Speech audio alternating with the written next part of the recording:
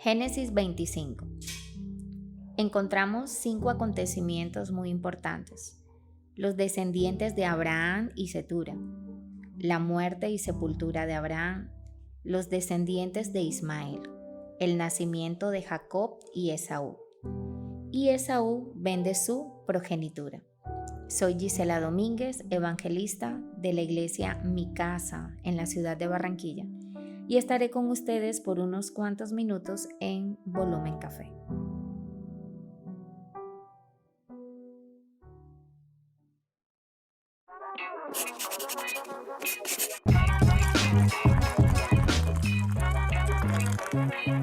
Volumen Café.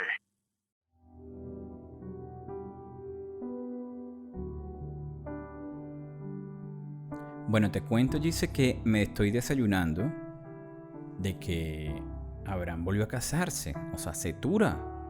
No sabía esto. O sea, quizás muchos de los que de repente están escuchando no tienen idea. Y entiendo que en este capítulo 25, se habla de estos 4 puntos, de la muerte de Abraham, que al parecer antes de que se muriera, él deja bien claro que todo es para Isaac, ¿no? Y que sus concubinas le entregó cada una de sus cositas, pero separadito de Isaac, como que el primogénito, el único como tal, ¿no? Abraham vivió 175 años y bueno, dio sus últimos suspiros y se reunió con sus antepasados antes de morir. Cuéntanos un poquito de eso. Sí, la segunda familia de Abraham. No se menciona específicamente en qué momento de su vida se casó Abraham con Cetura. Ok. Pero sí se especifica que fue después de la muerte de Sara. Ok, tranquilo, no te preocupes. El hecho de que se hable de Cetura como su mujer parece eliminar total posibilidad de que hubiese sido alguna concubina. Ok. O sea, de concubina esta mujer no tenía nada. Sin embargo, la descendencia que tuvo Abraham con Cetura no tiene, por así decirlo, en las escrituras una importancia o, por así decirlo, algún tipo de capítulo específico o importante para esta descendencia. Pero fíjate lo que dice en el verso 6, dice: pero a los hijos de sus concubinas dio Abraham dones y los envió lejos de Isaac su hijo. Eso lo separó. Mientras él vivía hacia el oriente, a la tierra oriental. O sea, él siempre tuvo como muy en recelo el que Isaac se mezclara con estos otros hijos, ¿no? O sea, que tuviera algún tipo de relación. Y yo pienso que más que todo era como para evitar de que de pronto estos hijos sintieran algún recelo o alguna envidia, porque Abraham le había dejado toda su herencia a su hijo Isaac, ¿no? Entonces, aparece más adelante. Muy sabio Abraham. Sí. En ese tiempo. Y aparece más adelante Ismael, junto con él, que lo entierra. Así es. Como hermanos, si se puede decir, o son hermanos realmente, lo entierran y lo llevan a la cueva que alguna vez compró. Así es. Junto con su esposa, que ya estaba enterrada ahí, lo entierran ahí. Y lo que decíamos en uno de los capítulos anteriores, actualmente también Isaac está ahí en ese sepulcro. Exacto. Los descendientes de Ismael, ¿no? Más adelante, en este mismo capítulo, habla de que, acuérdense que Ismael, hijo de Sara, la egipcia, en aquel momento. No, Ismael es hijo de Agar, la egipcia. La egipcia de Sara, perdón, sí, exactamente. Así es. Él tiene 12 hijos. Cada hijo tiene un nombre de lo que fueron las tribus en su momento, ¿no? Y ellos aquí hablan de que el lugar se establecieron en acamparon. Ismael vivió 137 años, despedió su último respiro y se reunió con sus antepasados al morir. Bueno, no, estos no fueron los hijos de las 12 tribus. Los hijos de las 12 tribus son los de Jacob. Acá simplemente lo que encontramos es que estos son los hijos de Ismael y estos sus nombres, por sus villas y por sus campamentos, 12 príncipes por sus familias. Pero fíjate Pero las 12 tribus son diferentes, pero... No, pero es que fíjate tú en la palabra dice, estos 12 hijos de Ismael fueron los fundadores de 12 tribus. Cada una llevaba el nombre de su fundador. No estoy hablando de la tribu de Jacob. Ah, ok, O sea, perfecto. No, yo estoy hablando Ya. de lo que dice aquí. Estos 12 Lo que pasa es que mi versión dice, Ajá. y estos nombres por sus villas y por sus campamentos, 12 príncipes por sus familias. Ah, ok. Cuando me hablaste de tribu, pensé que me hablabas de las tribus de No. las 12 tribus de Israel, que son las que vienen posteriormente. Oye, con pero fíjate Jacob. qué interesante lo que pasó ahorita. Sí, claro. O sea, tu versión a la que yo estoy leyendo, mira, fíjate que hasta hay una mala interpretación por escuchar nada más simplemente, de hecho, la palabra tribu. Y que identificamos inmediatamente a las 12 tribus que normalmente nombra. cuando hablamos de las 12 tribus, Ajá. nos referimos automáticamente a las 12 tribus de Jacob. Ah, Pero ok. esto es lo interesante de las diferentes versiones. Vea usted. Eso nos lleva a escudriñar un No, poco y más. buenísimo, buenísimo. No, está bien. Qué Así bueno que haya es. pasado esto, porque de verdad que... No, y así aprendemos todos. Claro, es lo importante. y marcamos la diferenciación que existe entre, si se puede decir, una vertiente en sentido de una traducción a otra, ¿no? Sí, así es. Totalmente. Bueno, y más adelante viene algo que me llamó mucho la atención, que es uno del tercer punto bien marcado del capítulo, que es el nacimiento de Esaú y Jacob, ¿no? De los que estábamos hablando, de esas famosas tribus, pero bueno, vámonos al nacimiento de ellos. Sí. Cuéntanos.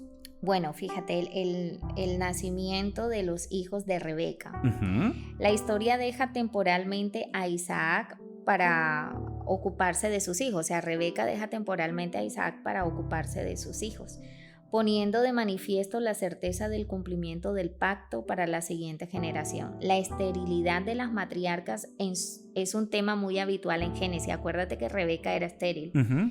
Isaac hace una oración a Dios Uh-huh. para que le dé un hijo y resulta que Dios le da 2. Sí, ella por encima entiendo de que se sentía extraña, había como una pelea interna, había algo que se estaba moviendo y se da cuenta que son mellizos en el momento de parir. Pero fíjate tú que este movimiento desde el vientre fue más adelante parte de esta enemistad que creo que todavía existe y que se vivió en toda la largo de la historia, ¿no? Que estas dos generaciones, o esta generación que se divide en dos, fueron enemigas, ¿cierto? Así es. Jacob nace agarrado del tobillo, ¿ok? Ujú. Como comentan aquí, del tobillo de su hermano. Y parece ser que la palabra Jacob quiere decir tobillo, ¿no? Y Esaú fue el primogénito. Talón, así es. El nacimiento de Jacob, Rebeca había sufrido 20 años de esterilidad antes del nacimiento de los gemelos. Uh-huh. El nombre de Jacob significa el del talón, el que agarra el talón, como tú bien Ujú. lo indicas, Ujú. ¿verdad? Es una profecía acerca de la lucha que se avecinaba entre los dos hermanos. ¿Por qué? Porque Dios, ¿verdad? Le dice a Jacob que a Rebeca, Uh-huh. que dentro de ella hay 2 naciones. Uh-huh. Uh-huh. Y resulta que Jacob fue el padre de los israelitas Así es. y Esaú el de los edomitas, que vivían al sur del Mar Muerto. El control de estos por parte de Israel revirtió la costumbre existente en el Antiguo Oriente, referente a que el próximo de dar referencia era el hijo mayor. Entonces ahí es donde empieza la discusión de la primogenitura, que es lo que viene más adelante. Es por eso que las 2 naciones entran en controversia. Ok, una disputa que hasta este capítulo marca lo que muchas veces nos pasa en el día a día, que nada más vemos lo que nada más nos permite ver nuestra vista. Así El es. hambre lo lleva de una manera frenética e impensable de todo lo que iba a repercutir lo que realmente era la responsabilidad de ser el primogénito, el ser el primero. Yo particularmente veo la situación, bien es cierto, peca, si se puede decir, Jacob vendiéndose, ¿ok? Por un plato de comida. Esaú. Esaú por un plato de comida. Y es que realmente Esaú Sí, cierto, sí. estaba vendiendo más que la primogenitura. Mira, Ajá. es que cuando nosotros nos vamos a la Biblia es interesante porque tenemos que irnos a la historia de las costumbres de aquella época. Y la primogenitura en ese momento no solamente garantizaba una parte mayor de la herencia que iba a recibir ese primogénito, sino también el liderazgo de la familia. Algunas tribus del Antiguo Oriente permitían la venta de la misma, pero por un valor muy alto. Claro. Y aquí lo que se tiene en cuenta es que Esaú, por una simple glotonería, por un simple plato de comida... Glotonería tampoco lo voy a decir así, porque glotonería es comer más de lo excesivo, ¿no? Ser glotón es comer mucho más de lo que ya te pudiste haber alimentado. Yo creo que era la premura de alimentarse sin medir las consecuencias de entregar esa responsabilidad que ya cargaba en sus hombros. Tan así que le dice, yo no hago nada siendo o teniendo ese cargo cuando hoy día me estoy muriendo, ¿no? Entonces dame mi comida aquí y tú te quedas con eso. Así es. Entonces fíjate cómo de alguna manera él hubiese podido vender su primogenitura a su hermano, pero pero a otro nivel, debía hacerlo, ¿no? Con un pago y un pago bastante fuerte, bastante alto. Pero aquí de pronto lo que nos llama la atención es por un simple plato de comida, cómo no te das cuenta que estás vendiendo algo más valioso, ¿no? Algo que realmente... ¿Cuáles eran tus verdaderos motivos para vender el liderazgo de tu propia familia, el liderazgo de tu propia descendencia? Falta de conocimiento. Exacto. O sea, para mí esta situación que bien es cierto se presenta, era una falta de si se puede decir, de conciencia, de conocimiento, de entendimiento, de educación también. Se parte de que Saúl se convirtió en un cazador hábil, se la pasaba afuera. Jacob estaba muy apegado, si se puede decir, a las tareas de casa. Y este distanciamiento, entiendo que Isaac no estaba por ahí tampoco. O sea, yo creo que había no una disfuncionalidad por completo, pero quizás no había un entendimiento de los roles de cada uno de ellos como hijos mellizos. Quizás también para Rebeca fue una situación nueva. No sé cuántos mellizos pueden haber existido en esa época y que tuviesen de repente este enfrentamiento o esta oportunidad de hacer un cambalache, ese canje por algo. Pero si yo lo veo por lo que estoy leyendo, bajo mi criterio veo que sí, que había falta de información y que pecaron muy fácilmente a hacer esos intercambios, porque a él también le pesa, después más adelante se ve que le pesa tener el... Total, y fíjate que el capítulo termina con el verso 34 diciendo que Esaú menospreció la primogenitura. O sea, y si nos vamos a escudriñar la palabra menospreciar, o sea, menospreciar hay algo que tiene su valor adquisitivo, claro. Y que para X o cierta persona no lo valora, no lo tiene. Pero lo más llamativo de todo esto es cómo después de un tiempo, cuando ya se comen el plato de comida, cuando ya te sacias. Exacto, entonces después de un tiempo es cuando él entiende y dice, ¿yo qué hice? Y es ahí donde viene la rivalidad, ¿no? Porque sí, de alguna manera quiere recuperar esa primogenitura, pero ya la había entregado. Así es. Para concluir. Sí. Porque yo creo que esto es un tema donde cada vez que volvemos a leer y salen más cosas. Esta mañana yo lo leí y pensé algo que ahorita lo estoy leyendo y pasó algo distinto, ¿no? Sí.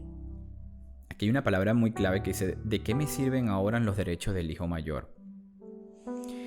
A nosotros nos han enseñado que cada día trae su afán. Sí. Y esto se contrapone. Porque al final, déjame vivir el hoy. Como dijo él, déjame comer hoy, después yo veo qué pasa. Déjame ver cómo es esto. Pero también nos ha enseñado que siempre, cada día trae su afán, pero también del otro lado también nos enseña de que uno tiene que ser previsivo, de que uno tiene que ver un poco más allá, de que uno tiene que valorar lo que uno tiene para entender lo que viene. Y que fíjate tú que esa circunstancia es como un equilibrio, ¿no? O sea, se presentó en esta historia, en este pasaje, ese desequilibrio en un momento determinado porque era el afán de hoy, por el hoy y no saber y desprenderse de lo incierto que es el mañana, pero también se presenta de que por no cuidar lo de hoy pierdes lo de mañana. es difícil, para mí es un poco difícil entender, ¿no? Es difícil buscarle la vuelta a lo justo o cómo se tenía que haber comportado. No puedo juzgarlo porque, bueno, primeramente no soy nadie para juzgar el comportamiento, pero yo creo que para mí el punto fundamental de este pasaje, de estos versículos, es la falta de entendimiento o de aceptación del poderío que podía tener el hijo mayor. Creo que fue falta de educación por parte de Rebeca, falta de comunicación por parte de Isaac. El único que yo creo que entendía la situación era el otro hermano, porque él le brinda esa comodidad de yo te doy comida siempre y cuando tú me des. O sea, él sabía a lo que se venía. Lo que no supo es que después cómo mantenerlo. Porque y fíjate que ahí sabes que también hay un punto que me llama mucho la atención, y es que Jacob conocía muy bien a Esaú. Uh-huh. Y sabía que Esaú de alguna manera le iba a aceptar su propuesta. O sea, él sabía que su hermano de alguna manera no tenía el conocimiento de lo valioso que era la primogenitura que él cargaba. O sea, yo estoy viendo la bendición que hay en ti, uh-huh, pero que yo estoy viendo la tremenda bendición que hay en ti y tú no te das cuenta de esa tremenda bendición. Entonces, como tú no te das cuenta, yo sí la quiero para mí. Claro. Y entonces, fíjate que él le dice... Pero lo hizo bajo.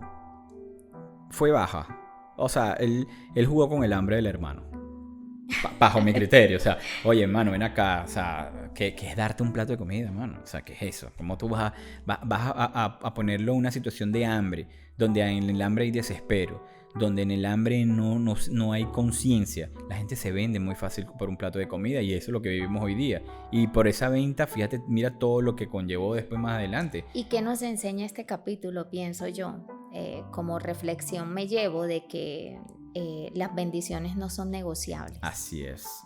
¿Cierto? Sí. Cuando tenemos una bendición hay que pedirle pedirle esa sabiduría a Dios para saber administrarla, cuidarla, valorarla, pero sobre todo atesorarla, saber que es tuya y que no es negociable.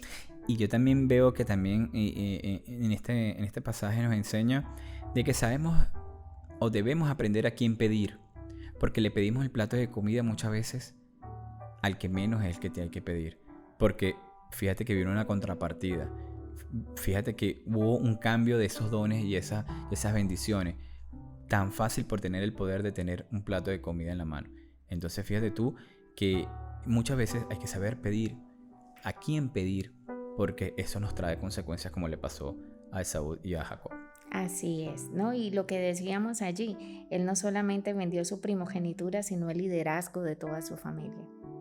Algo muy valioso en aquellos tiempos y hoy en día también. Y hoy en día también. Entonces, bueno, gracias. Seguimos aprendiendo, Ray. Claro que sí. Dios te bendiga y bendiga a todos los oyentes de Volumen Café. Igual para ti.